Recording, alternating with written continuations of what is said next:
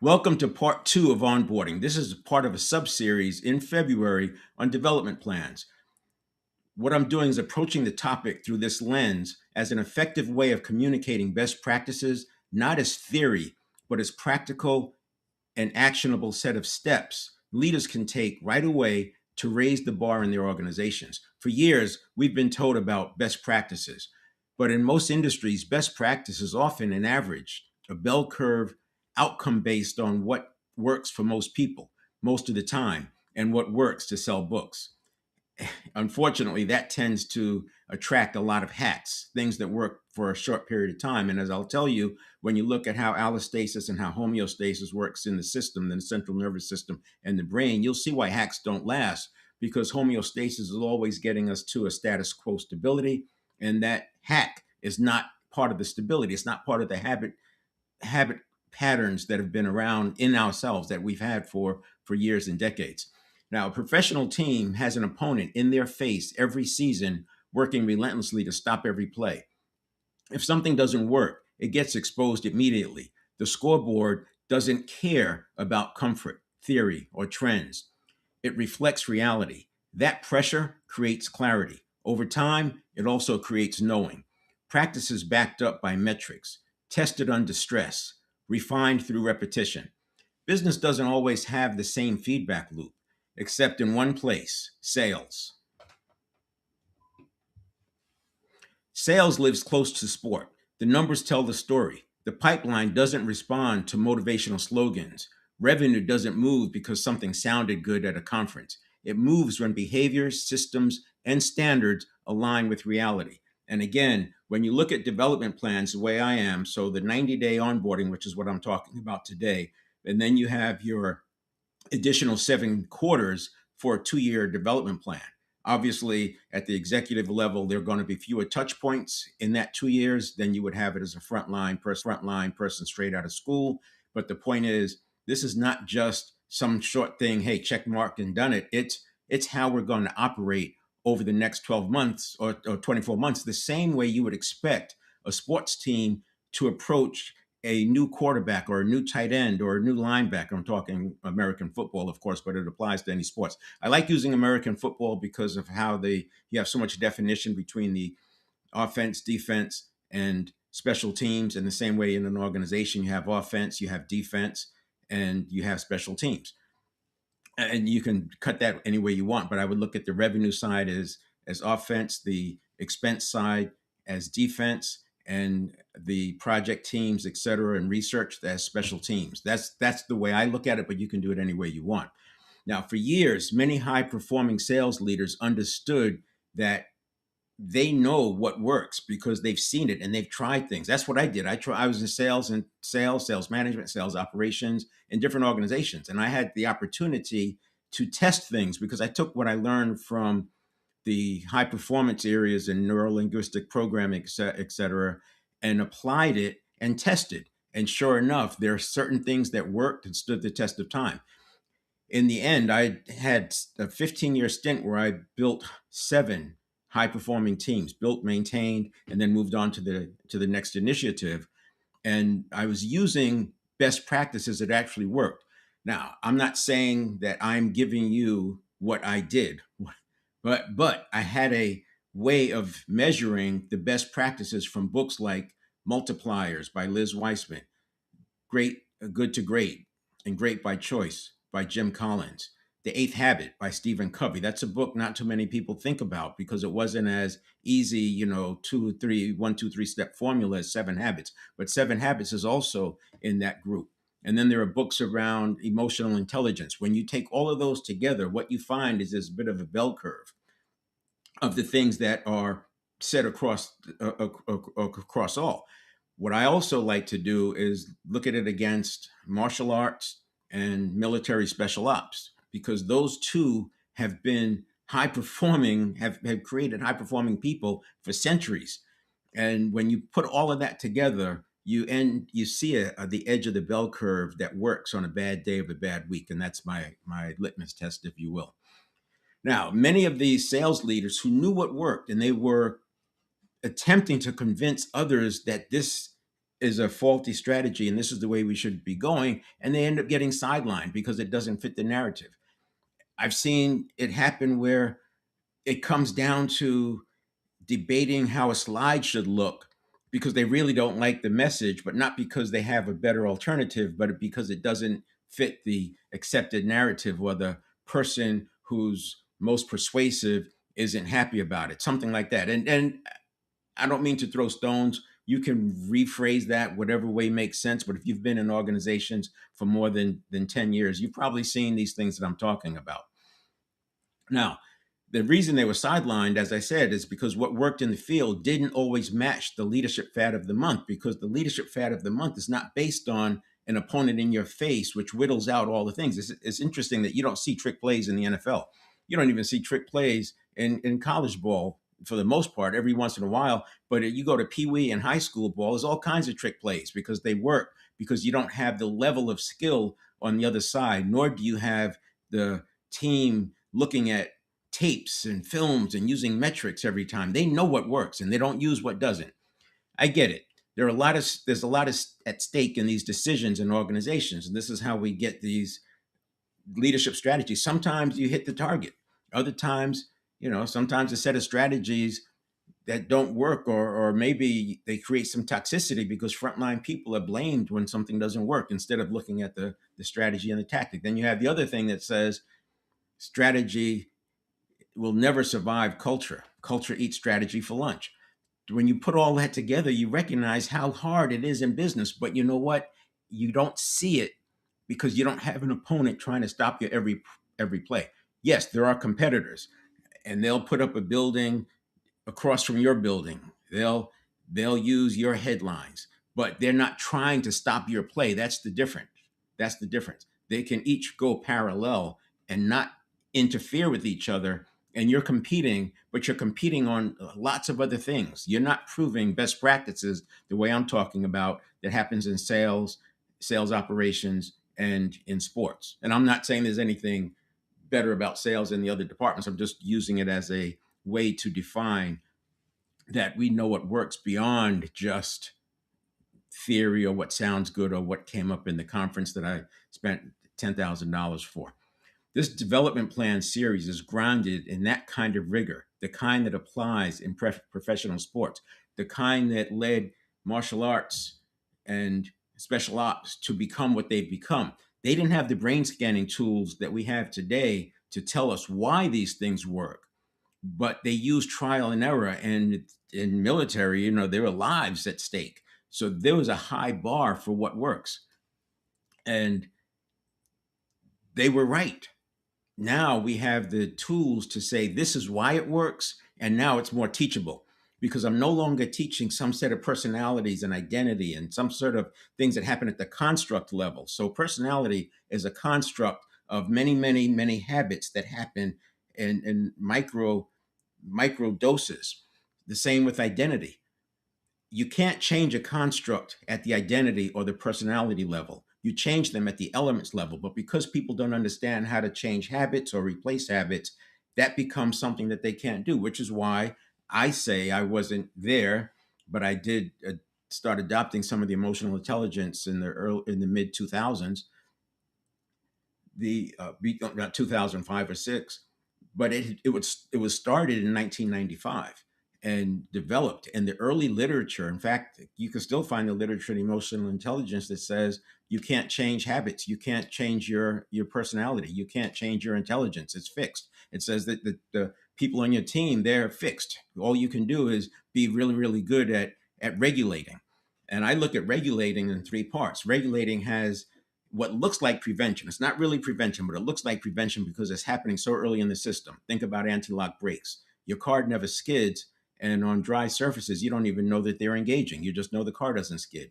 Well, it's actually micro recoveries happening at the millisecond level, and they don't start until you press your brakes. So it's not preventing the accident, it's preventing a skid, but it's not really preventing a skid.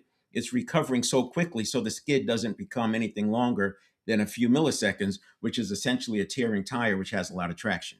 Then there's the middle part, the modulation. I talk about emotional modulation. And then there's the final part, which is corrective action or adjustments. And And that's where emotional intelligence tends to live, because it's the other two happen on the network of neurons side, what's thought of as the subconscious. I don't call it a mind because it's not a mind, and that, I think, creates this narrative that people feel like they can't do anything about it because it's their mind and it's who they are. It's not who you are.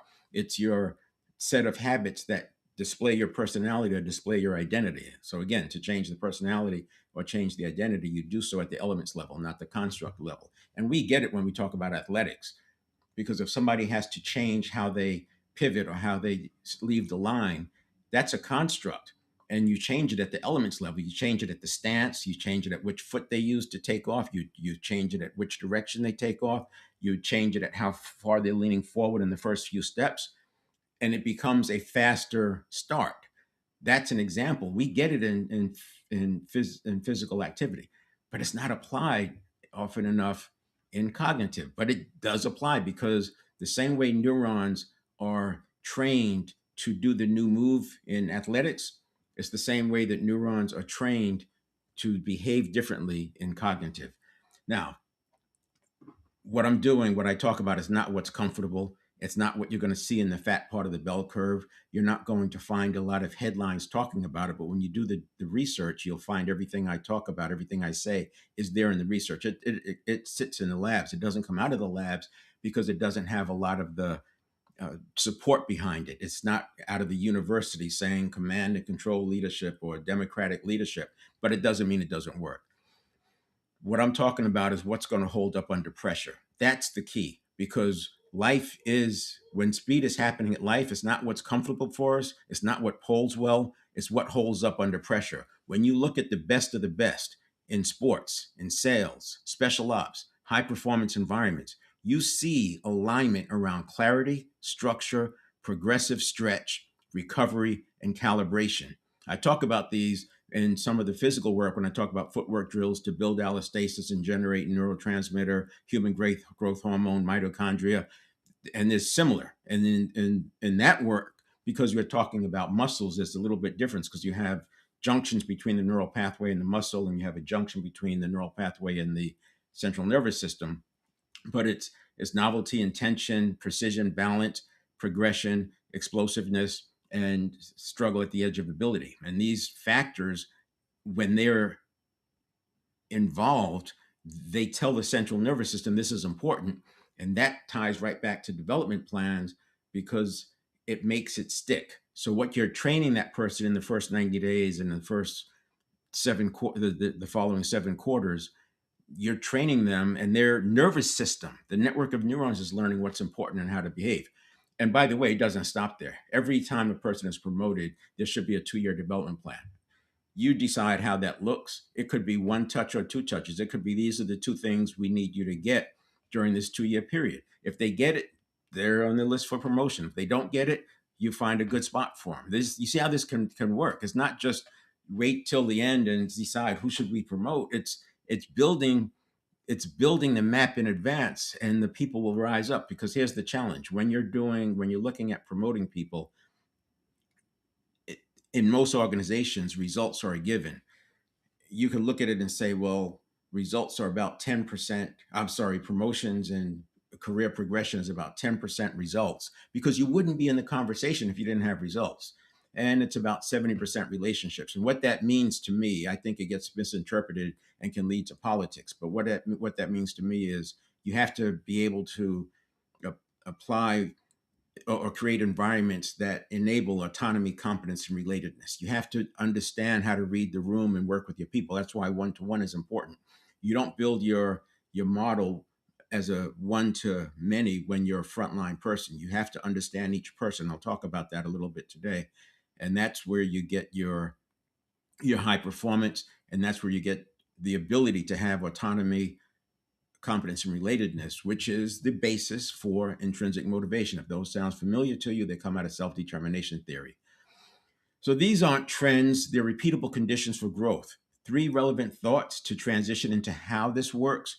Pressure reveals truth. What survives opposition is what scales. This is why I like iterative development and iterative refinement.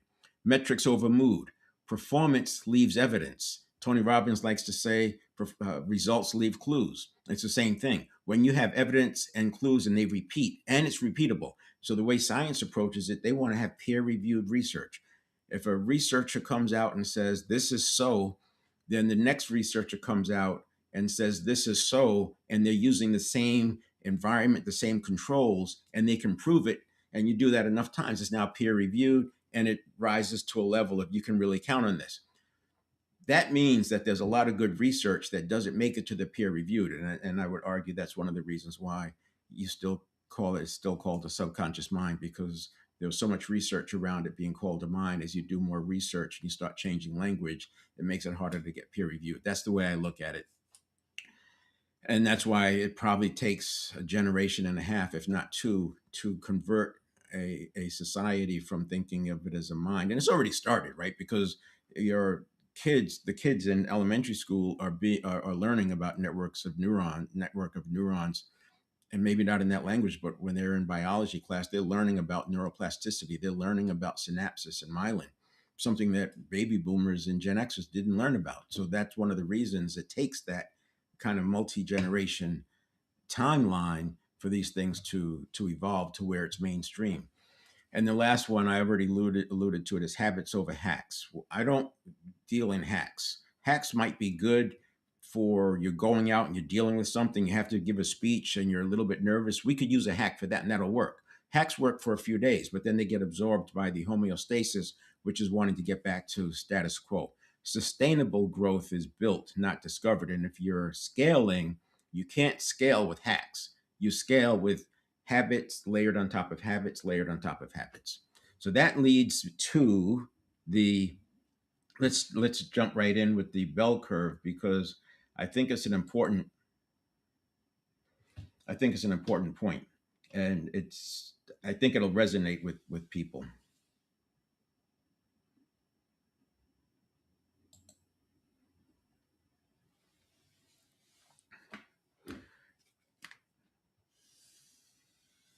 What I was suggesting is, and this repeats over and over. That's not. It's supposed to be a perfect bell curve. I wasn't really paying attention when I drew it.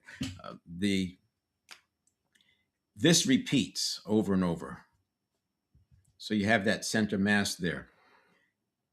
If you look at what drove a lot of company companies went back when we had magazines, and just because we don't have as many magazines anymore doesn't mean that the underlying theory is not still held. When a company was shown what was made it to the front of Forbes or the front of Time magazine or the front of Fortune, that signaled for the big money to get out of that company. This, I'm talking stocks now. One is because when that company hits the front cover, you can sell and tell the general public that this is a great company, invest in it, and that provides buyers for the big money to get out. If you take that one statement I just made, don't take my word for it, research it, test it for yourself, look around, you'll see that it applies over and over. The big movers and shakers get there early. They don't tell you what's going on until they're moving on to the next one, and then that bell curve becomes the best practice. Meanwhile, if you have the plus side here and the minus side here, what we need is a way to discern what's actually going on over here. And you have to have a way to tell what works.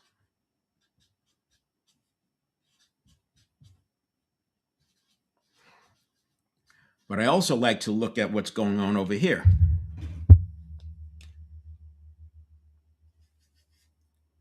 What not to do.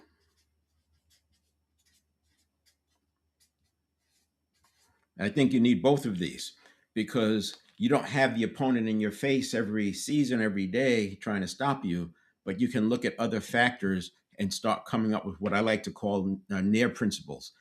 That's why I like the books Good to Great, Multipliers, Great by Choice, Seven Habits of Highly Effective People, because so much research went into those books, and these people were actually doing the work, especially in with Stephen Covey. He was a professor, but he would go out and work with companies, and he would pressure test his Seven Habits of Highly Effective People, and you could see over the time, over the years, the results happening. So yeah, it's a book from the 80s, but it still applies today, the same way that Dale Carnegie's book from the 1930s still applies today, because people are creatures of habit.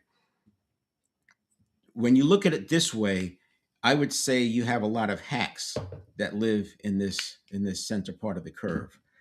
So we've got to get away from that. Now, this today's topic is going to be about actionable and practical steps that we can take with onboarding. And we'll talk about a few things. One is blue,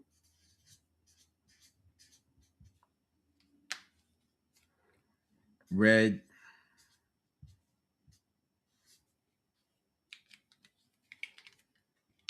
and white language.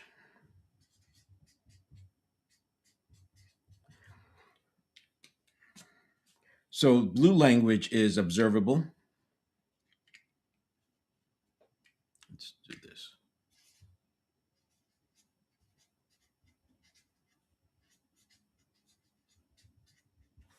Red language is it's descriptive. It's like adjectives.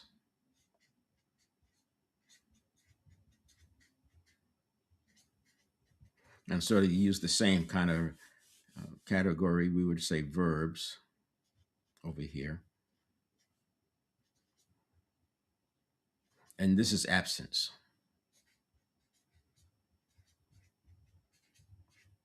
It's absence of useful information, because in in this model, white language is what's not there.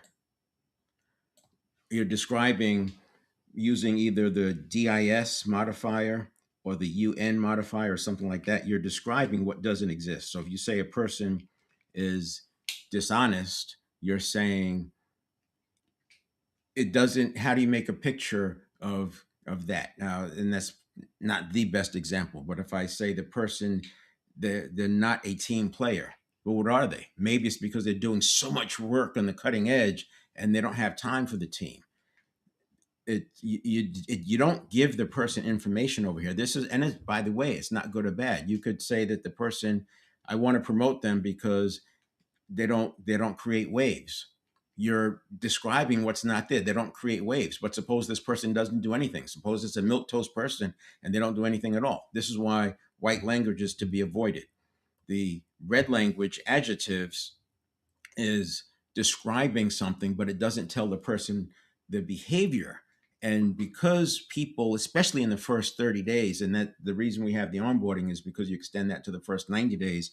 So I talked about allostasis. Remember, the allostasis keeps us going up, whereas the homeostasis wants to be efficient and level us off. So if you use red language too early and you say you're doing a great job, this levels off, because the internal drive that's making this person want to please and want to learn in those first 30 days, it's satisfied.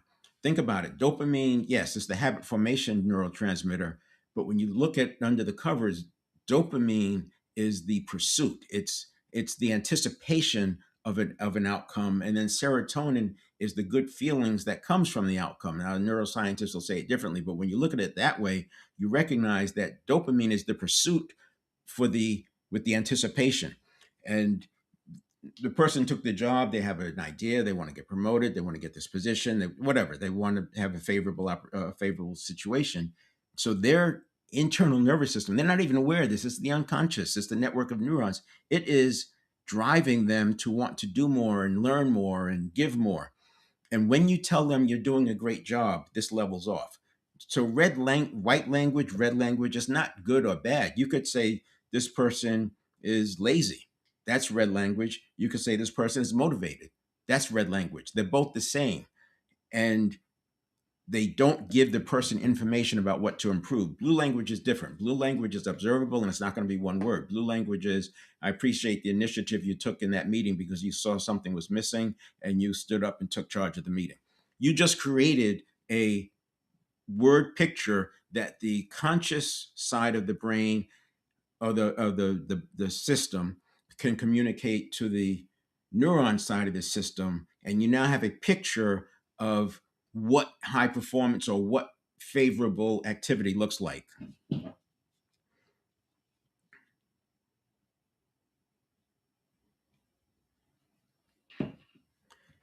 And again, blue language could be good and bad. It caused a problem when you jumped to conclusions in solving that last problem because we ended up spending a whole day on a surface solution without understanding the root cause. That's blue language. Or the blue language would be, I'm glad you stopped us in the meeting the other day because you prevented us from going down this path and wasting time and you got us back to root cause. That's blue language.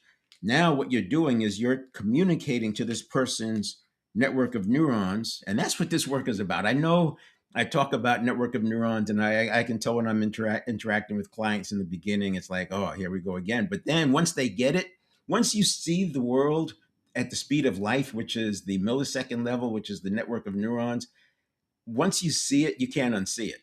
And once you've benefited from it, it's locked in. And because it's your life and you've been living with yourself all your life, you will have glimpses of how this applied to you. And as you start doing that, you'll see it. It's you can't not see it again. So each of these moments, you're using observable language and it's telling the system what to do to meet your favorable need, your favorability needs. Serotonin. When you have too many dips on serotonin, people get despondent. You get peaks on serotonin, and this thing goes up. This is it's not related to this specifically, but it paints a picture. Think about the high performance salesperson, and if you've read any sales books, you know that high performance salespeople they practice their presentation, they use affirmations, they use visualization. You could say they get themselves psyched up the same way a team psychs themselves up. You would not hesitate to believe that you want to give an athlete their space, their bubble. You watch race car drivers, they're sitting there, their eyes are closed, they're visualizing the track. At the extreme, they're visualizing the track, and their visualization matches the exact times that they get when they're on the track. They've gotten the visualization so tight that way. It gets into superstition stuff too because you have players who wear their lucky socks, and I'm not talking about that. I'm talking about the what you might think of as psyching yourself up, but what I'm suggesting is also an implementation intention. It's a mental rehearsal. We talked about that a few segments ago. The reason I took this pause here is because if you have a sales organization or you have somebody who's going up to give a speech, a major presentation for the organization, be careful of how you interact with them, what you say to them. First of all, you don't want to say something like, I would say you should avoid words like, remember, whatever you do, don't screw this up, because they make a picture of screwing it up. You've heard this before. Athletics coaches know this. You make a picture of what you want. You don't tell a hitter, what a pitcher, don't give it to him low and inside. You just don't tell him that because that makes a picture of low and inside. What happens? They throw the thing low and inside. What'd you do? I told you don't throw it low and inside. It's over and over and over this happens. You don't want to walk up to your sales team on a big day or big before a presentation or the salesperson and talk about where they dropped the ball. Why? Because these things hit the serotonin. They take the serotonin down, and serotonin is a mood neurotransmitter. You hit the serotonin, the mood drops. When the mood drops, they have less access unless they can recover. And that's a few segments ago too. This is back to how do I recover quickly?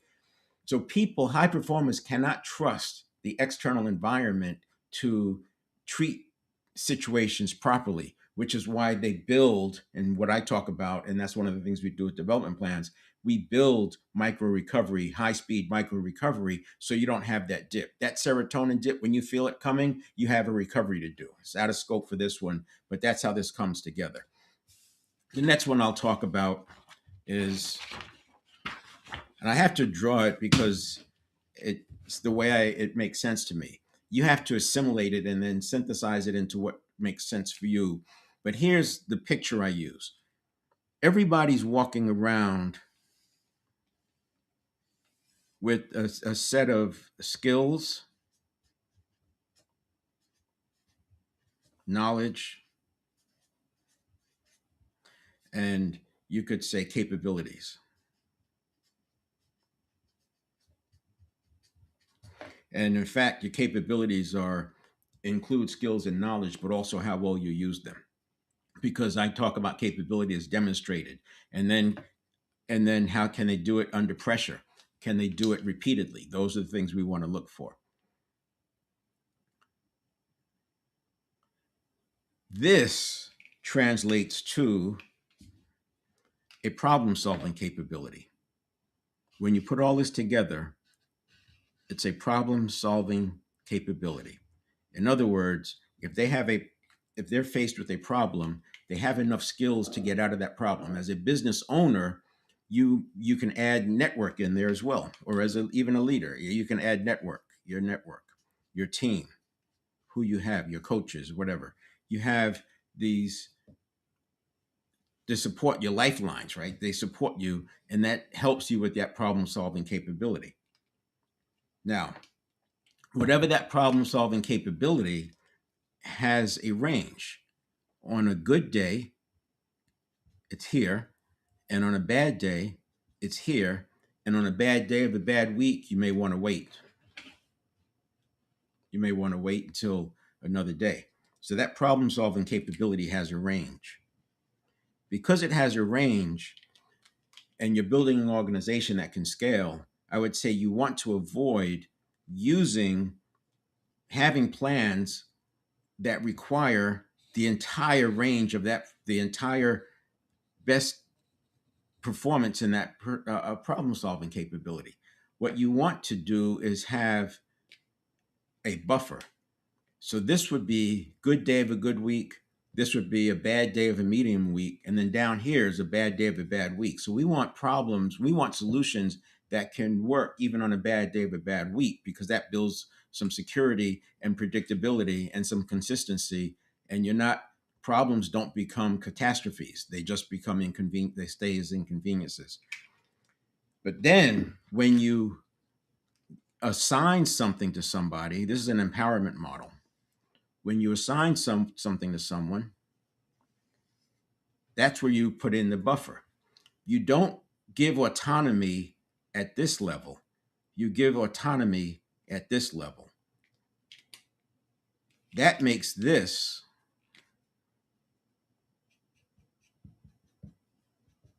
a development zone. Too many people push the person up here, and then when it breaks, they go fix it. They break, and if it breaks too many times, they say this person's no good. I could say it's a fault of the system or the leader because they were pushing them into overwhelm before they were ready.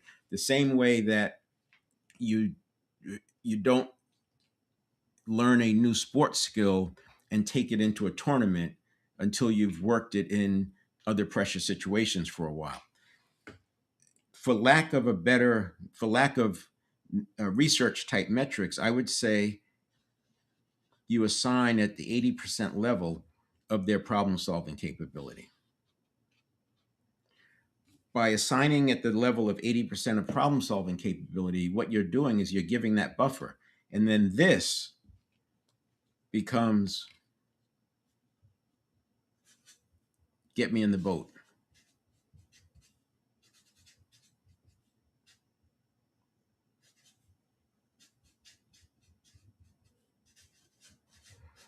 See, that's why it's a development zone, because you can now put the person in the get yourself in the boat with the person, and by doing so you're able to pick up the ball and help them when it's needed, but you're also able to give them the autonomy and the freedom of action. It reminds me, this goes way back, probably in the 50s or 60s. There was an assembly line situation. It was in Japan, and they were attempting to get to they were attempt to get to a faster assembly line, and they had timing and everything, and they could take segments of the line and get to a certain speed. But when they combined the whole line together, it would never work at that same speed. Now you had different parts of the line. You know how that works. This team, and then this team, and then this team. So this team, they could get their piece at this speed. This team could get their piece at this speed, but collectively they couldn't get it to that speed. Instead of blaming the people, they went and did the research. This is that total quality management came out of this kind of thinking. That was much later. That was probably in the 80s, 90s. But anyway, the what it turned out was they were afraid that somebody could get hurt. So they only went as fast as they knew they could handle. Now, they didn't have this diagram, they didn't speak about it this way, but they knew that when they got to this point, they got nervous. And because they got nervous, they couldn't go faster. It's not that they were intending to go slower, it's that they were making mistakes. This is like overloaded internal load, or this is like not recovering. I've made drawings before where you scale up because you have a threat come in, and you take that threat and you just keep scaling up. They were making mistakes. What they did was they put a red button.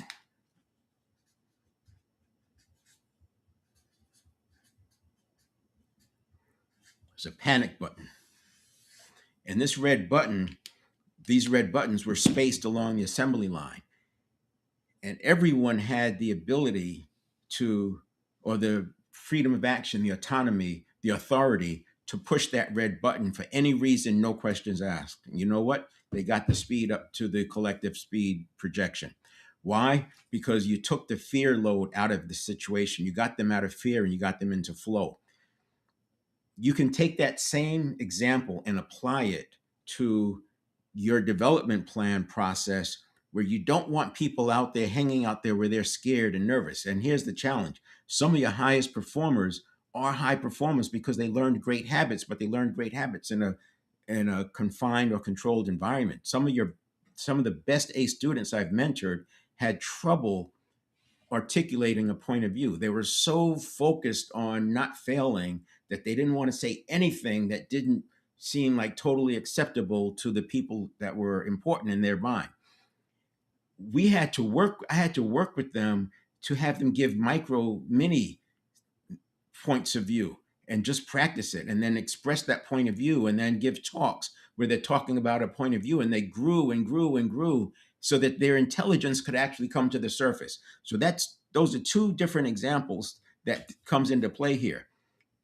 But here's how I came about this model. I came about this model, forget the red button, because we had leaders who were 100% committed to empowering their teams, and their teams felt like they had no empowerment whatsoever. So when you step back and look, you notice that when the team comes back with bad news, the leader would have such a negative reaction, and this probably the same kind of reaction that got them promoted. This control, high control, take over. I'm going to do it, which is how they got promoted. And they did give empowerment to the team, and maybe taking over was the right thing to do, but it's how they did it. I'm not talking about you can't react. People are going to react, but it's how you react and when you react. And when that person first brings bad news, especially the first time that they're bringing bad news, they are so hyper aware of every single twitch in your face because they want to know, am I safe? Remember, we talked about the perpetual question. If their perpetual question, it could be anything, but in that moment, it's, am I safe? Am I ever going to do this again? And if you have a bad reaction, it doesn't get attached to the news. It gets attached to them. You've heard the thing, don't kill the messenger. That is where this model came from. And by using that model in developing leaders, we were able to raise the level of the individual worker at a much faster rate because they were safe. And you know what? You don't have to do this forever. Over time, this gap will close, because the more problems they solve with you, guess what happens to their problem solving capability? It goes up. And what happens to their predictability? It goes up. And that's why you don't have as much of a gap there. So those are two areas that I would say you want to have as a backdrop, if you did nothing else but have a conversation, and I'm not saying use this drawing, but have a conversation like this with your leadership team, and start using vernacular that says, hey, where are these folks? Are you getting close to overwhelm? Are you getting close to their limit? Are they feeling safe? You start using language like that, I think you can get to a point where you can start making some good progress.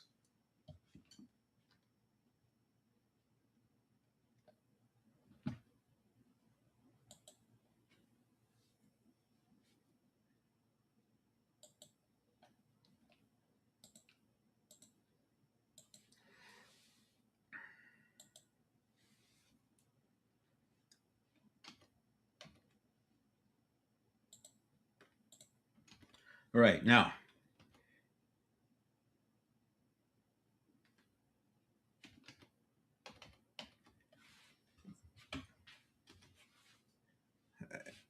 this is aligned with emotional intelligence. I have this slide in here because I know people come in, this is the first time, but everything I'm talking about is aligned with emotional intelligence. Those are the four pillars: self awareness, self management, social awareness, relationship management.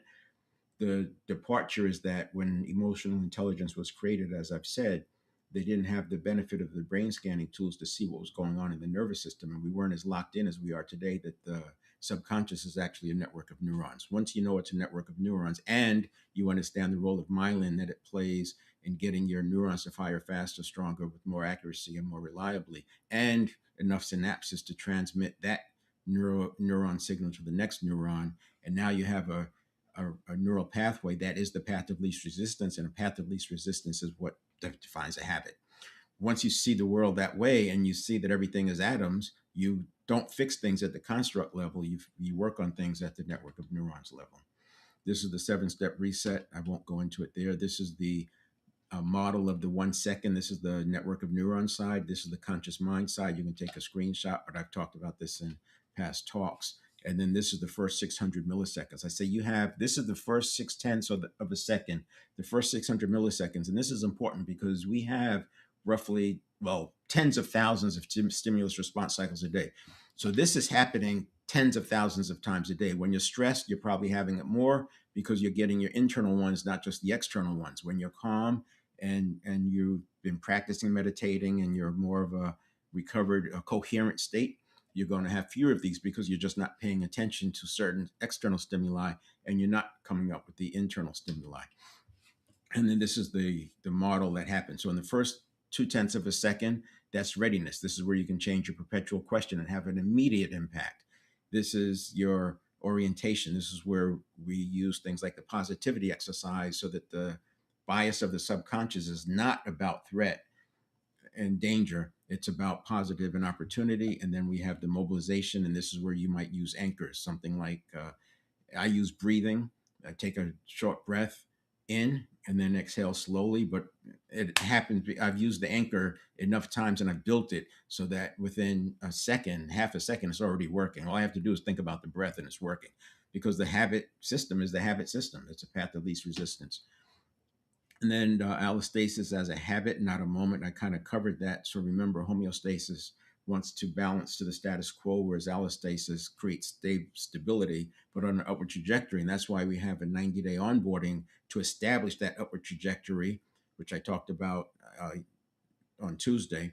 And then after you balance that in the first 90 days, we want to establish, we want to strengthen that habit. And that's why I have a 2-year development plan. So your blue language, when you talk about observable language, you can talk about things that are on the development plan and related to the development plan. It's not just making stuff up. So we also talked about the difference between administrative versus leadership onboarding. I didn't even realize that many leaders thought of onboarding as what HR does, and they didn't have their own onboarding process. I just didn't, never, because coming from the Army Rangers and martial arts, you always have this orientation period that you learn how to perform at a high level. And that was always onboarding to me. I didn't know that there was a whole segment of leadership that thought of onboarding as what HR does. It's like I was, working on the wrong thing. I was climbing that ladder, but it was on the wrong wall. And then we have what actually determines early performance, or different frameworks, underlying truth. You can say most performance issues originate in the first 90 days, which is why I have a 90-day onboarding. Motivation is shaped by conditions, not personality. Clarity reduces anxiety more reliably than reassurance. And early ownership beats late accountability. All of this comes together to drive the nervous system and brain to see that these things are important. And that's how things get learned. Now, the first 90 days, you can see there, but this again, I covered this on Tuesday. I don't want to spend more time on it now, but here's where we want to go. Onboarding is quarter one of a 2-year plan. That's why I talk about 7 quarters. Internalization, competence, role, mastery. This is what we're going after. Range, resilience, leadership, depth. The first 90 days set motivation, quality for both years. But it's also creating long. I don't want to get stuck on 2 years. It's 2 years at a time. 2 years followed by another 2 years, followed by another 2 years as the level goes up. This is scalable because the more you do this, the more you have your templates, the more you have your videos, the more you have your references, and it becomes repeatable. You don't have to be as engaged because you can have a person watch a video. That's why these live events go into a library. When I'm working with the client, I don't have to repeat this. I give them a title in the library, a number in the library, and they go look at it, and now we have a common language because it doesn't take repetition to understand this stuff. You just have to have awareness. Right now, here's what I was talking about using the pad. Clarity leads to design, which leads to growth. High performance is built, not hoped for. This is important because you've heard the thing, hope is not a strategy.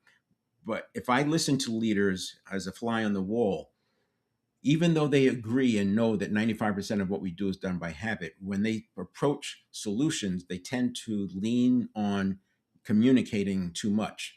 I think communicating is super important, and communicating can be used to influence what's going on in the network of neurons. And that's my point. You can't stop at communicating. You have to be looking at what's going on in the network of neurons. It's like I said, you can't change a personality at the construct level. You change it at the elements level, where the habits, because if I change the habits, the personality changes. If I change the habits, the identity changes. But if you change the identity, it's going to keep reverting back to the identity because the habits are the habits. Structure design, performance improves when the environment makes good behavior easier. And that's, again, you get the serotonin is helping, the dopamine is helping, and you're getting that neural pathway becoming a path of least resistance. Adaptation and growth capacity increases when challenge and recovery are balanced. What repeats becomes wiring. So this is what I'm talking about. This is why I go back to the network of neurons, and that's why I talk about the novelty, intention, balance, precision, progression, explosiveness, and struggle at the edge of ability. Because if you think about those 7 factors being involved as you're working through something, this is what they do in special ops. This is what they do with martial arts. This is how you build habits that work even when you're not there. And that's why we use blue language. Blue language creates habit patterns, so when you're not there, you still get it. If you use red language, the performance spikes when you're watching and it drops when you're not. If you use white language, you get disengagement because you're describing what's not there. When relationships are broken down, if you're a marriage counselor, you know that if a couple is using mostly they don't do this, they never do that, they don't do this, they never do, the relationship is broken down. It takes some serious work. Red language, you can correct from that easier than you can from white language once the relationship is broken down. It's a sign, it's a signal. Talent alignment, energy, strength fuels sustainable output. And this is that momentum. You're building that momentum, which is why I used the 90-day onboarding, and I've related it to the through hiker from hiking from Mexico to Canada, and they start at 8-9 miles a day. By the time they end that hike, they're doing 35 and 40 miles per day, every day.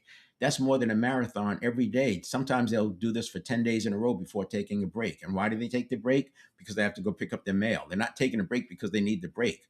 You'll hear sometimes they talk about, I have to force myself to take a 0 day because they know they're going to need the recovery.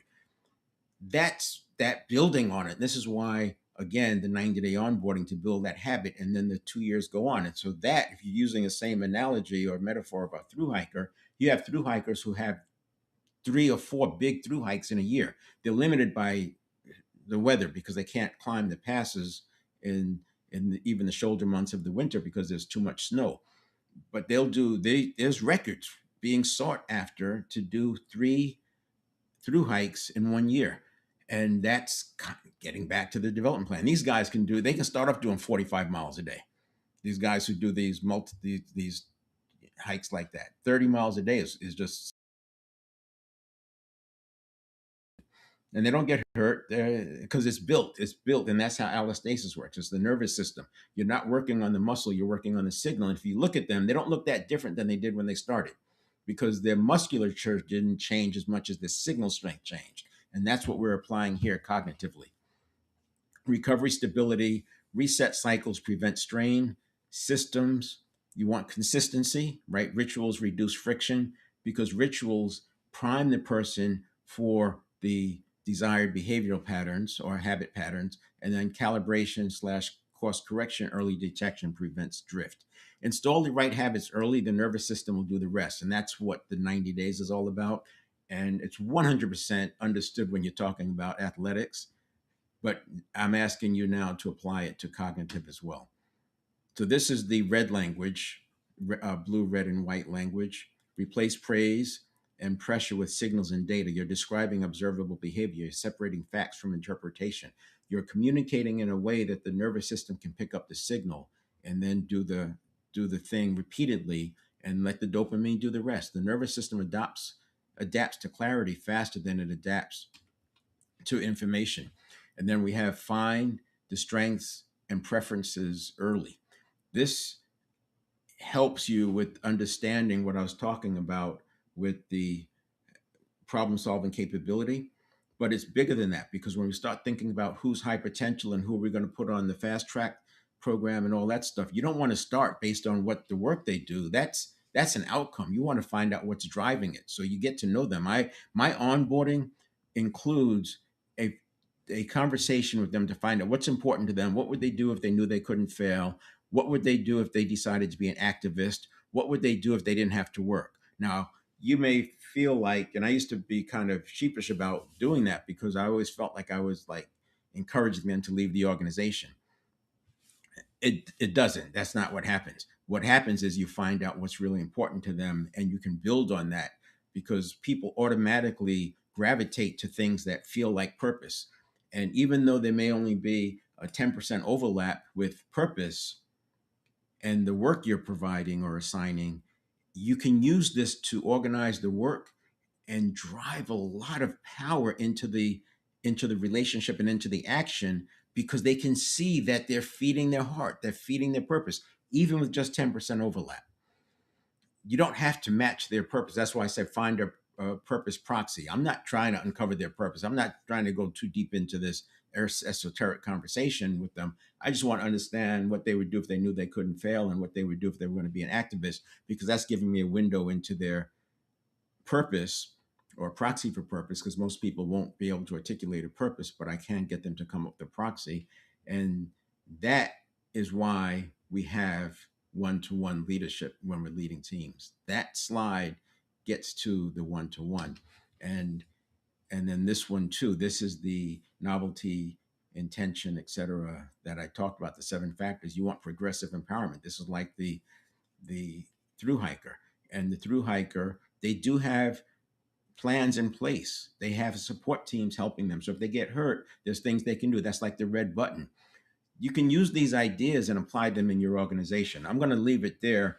We'll pick up and I'll spend more time on the onboarding tomorrow. But for now, let's just say that we're focusing on making sure that we leave the comfort. We have what it takes to leave the comfort zone, navigate through the